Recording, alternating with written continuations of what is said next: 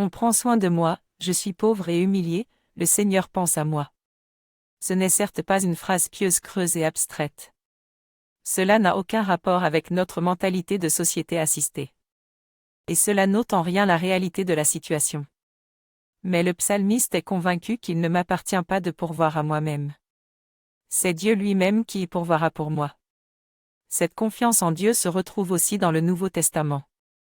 C'est en puisant dans cette confiance que Paul exhorte les Philippiens, ne soyez inquiets de rien, mais, en toute occasion, par la prière et la supplication accompagnée d'actions de grâce, faites connaître vos demandes à Dieu. Paul écrivit ce texte en prison. Il ne savait pas s'il serait un jour libéré.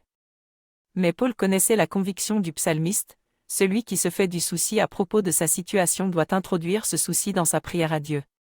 Dès lors, son souci, sa préoccupation et sa misère s'en trouvent réduits. Il sait alors qu'il est soutenu par Dieu, même lorsqu'il peut craindre pour sa vie. Cette épître de Paul s'adresse encore à nous au travers des siècles, nous ne devons jamais envisager notre situation comme étant sans issue.